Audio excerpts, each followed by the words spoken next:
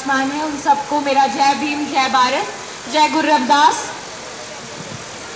आज हम सब यहाँ पे एकत्रित हुए हैं बाबा भीमराव अंबेडकर जी का जन्मदिन बनाने के लिए। उसके लिए सबको कॉन्ग्रेचुलेशंस। मैं यहाँ पे सबसे पहले तो ये कहना चाहूँगी कि यहाँ पे मैं किसी को क्रिटिसाइज़ करने नहीं आई हूँ या किसी के सेंटिमेंट्स को हर्ट करने नहीं आई हूँ।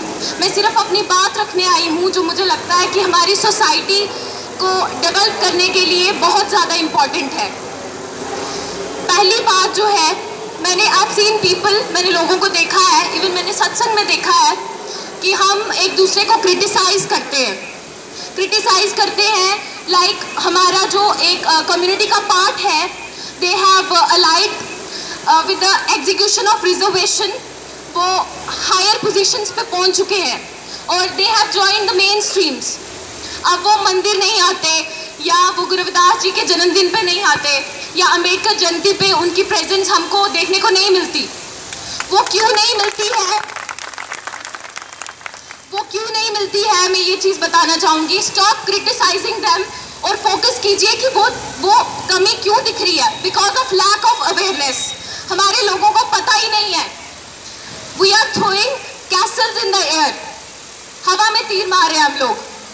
पहले जानिए तो सही कि कॉज क्या है, फिर दोष दीजिए दूसरों को। देन सेकंड बात इसी से लिंक करती है, ये भी क्रिटिसाइज की है कि फलाने बंदे ने ए बंदा जी ओकरे मिशन जंदा, ए बंदा जी ओकरे मिशन जंदा, हम ये क्रिटिसाइज करते हैं। अब वो क्यों, हमारी सोसाइटी क्यों डिवाइडेड है, हमारी सोसाइटी में क्यों स्कैटरनेस आ गई है, ये इसके पीछे मेन रीजन है lack of education, lack of awareness. जब एक छोटा बच्चा होता है, फॉर एग्जाम्पल एक छोटा बच्चा है, जब उसको अपनी माँ के बारे में पता होगा वो अपनी माँ के पास जाएगा, he will not wander here and there। लेकिन हमारे लोगों को अपने बाप, हमारी माँ के बारे में पता ही नहीं है, तो we are bound to scatter here and there। ये ऑब्वियस सी बात है कि हम इधर उधर भटकेंगे। अब एजुकेशन की मैं बात कर रही हूँ, आपको लग रहा होगा जब से आई है बस एजुकेशन की बात की जा रही है। बाबा साहेब का ये सपना था, उन्होंने तीन मूल मंत्र हमें दिए थे, वो था पढ़ो, जुड़ो, संघर्ष करो। ये 3 मंत्र हमें उन्होंने दिए थे। क्या हम इस पे खरा उतर पा रहे हैं? एजुटेशन की बात करते हैं, हमारे लोग सीधा उतरते हैं, हाँ जी बड़ा जोश है, बड़ा खरोश है, बहुत एनर्जेटिक है हम सीधे एजुटेशन पे उतर आते हैं। संघर्ष करेंगे, संघर्ष कर रहे हैं विदाउट यूनिटी और यूनाइट हो रहे हैं विदाउट एजुकेशन। सबसे पहले जो इसका रूट है, किसी ट्री को अगर आपने डेवलप करना है तो उसका रूट होता है सीड। आप सीड लगाएंगे, बोएंगे, तभी एक ट्री जो है वो उत्पन्न हो पाएगा, या उससे आप एक्सपेक्ट करेंगे that you gonna have fruits from it. अब उस फ्रूट को हमने लगाया ही नहीं एंड वी एक्सपेक्ट कि हमें उस पेड़ को हमने लगाया नहीं, वो सीड बोया ही नहीं, और हम एक्सपेक्ट करते हैं कि हमारी सोसाइटी आगे डेवलप करेगी। पहले जो रूट है उसको तो लगाइए, उस बीज को तो बोइए। That is education.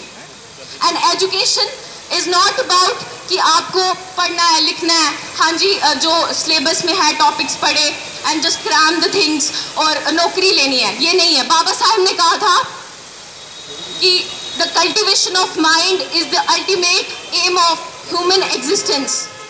मतलब आपको उस तरह की एजुकेशन लेनी है, इस तरह की अवेयरनेस अपनी पर्सनैलिटी में डेवलप करनी है कि आप अपनी एक कॉन्शियस अपलिफ्टमेंट कर सके, mental, physical and economic wellbeing हो सोसाइटी का। That was his motive. And हम लोग सिर्फ हवा में बातें करते हैं। मैं ये नहीं बोल रही हूँ कि मुझे बहुत ज़्यादा पता है या मैं बहुत पढ़ के आई हूँ, ऐसा कुछ नहीं है, मुझे भी नहीं पता है। आई रियलाइज दिस थिंग, अभी मुझे जाके ये रियलाइज़ हो रहा है कि उनको पढ़ना कितना ज़रूरी है। हम यहाँ पे लोग इकट्ठा हुए आज उनका जन्मदिन मना रहे हैं विदाउट किसी रीज़न के लिए बना रहे हैं, और वो रीज़न तभी क्लियर होगा जब हमें उनके बारे में पता होगा एग्जैक्टली। एंड वो पता तभी हो सकता है जब हम उनकी बुक्स को, उनकी जो हिस्ट्री है उससे गो थ्रू करेंगे। What he actually did for us, what was his sacrifices.